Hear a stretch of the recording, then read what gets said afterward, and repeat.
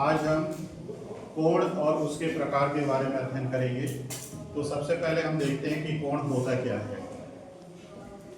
कोण की परिभाषा अगर हम देखें तो कोण दो रेखाओं के झुकाव का माप है। दो रेखाओं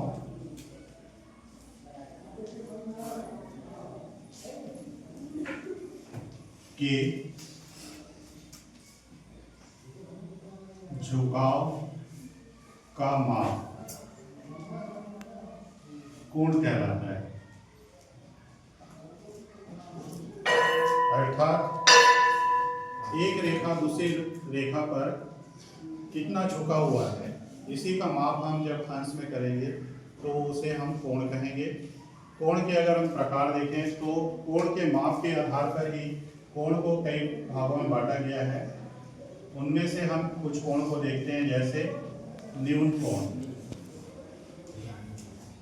तो ऐसा कोण जिसका मान 90 अंश से कम होता है, तो ऐसे कोण को हम न्यून कोण कहते हैं।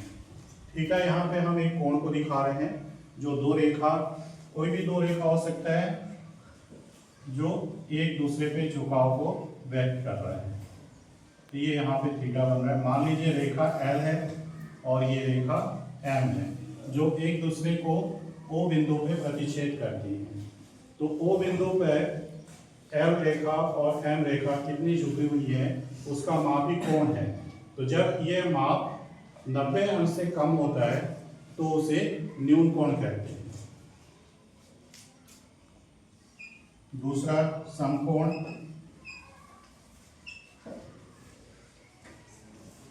जब यह झुकाव ठीक 90 अंश होता है, अर्थात एक रेखा दूसरी रेखा पर लंब हो या एक दूसरे को ठीक 90 अंश पे काटे, तो उनके मध्य का जो कोण होगा वो 90 अंश होगा और बनने वाला कोण समकोण कहलाएगा। समकोण को कहीं पे भी बने तो उसको इस तरह से व्यक्त किया जाता है, और यहाँ पे जो आपका थीटा है वो 90 अंश होता है। तो जब भी कोण 90 अंश का बनेगा तो उसे हम कहेंगे समकोण। इसी तरीके से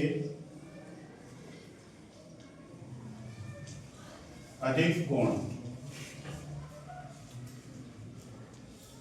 जब थीटा का मान 90 अंश से अधिक हो लेकिन 180 अंश से कम हो, मतलब 90 अंश से अधिक और 180 अंश के बीच जितने भी कोण बनेंगे वो सभी कोण अधिक कोण कहलाएंगे।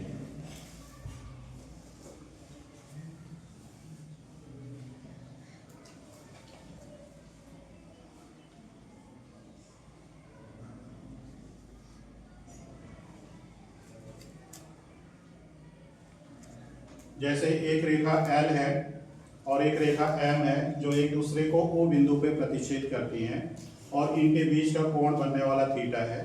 इसका मान जब 90 अंश से अधिक और 180 अंश से कम होगा तो इस कोण को हम अधिक कोण कहेंगे।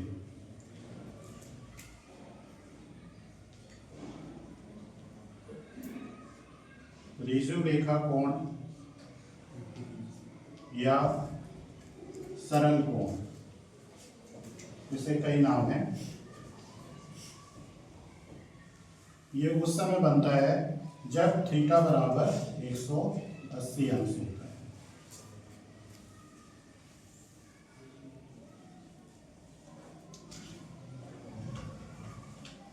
वो एक बिंदु है जो रेखा L पे है, और यहाँ पे जो कोण बन रहा है बिंदु O पे वो थीटा है। तो थीटा का मान 180 अंश होगा, तो हम इस कोण को ऋजु रेखा कोण या सरल कोण कहते हैं।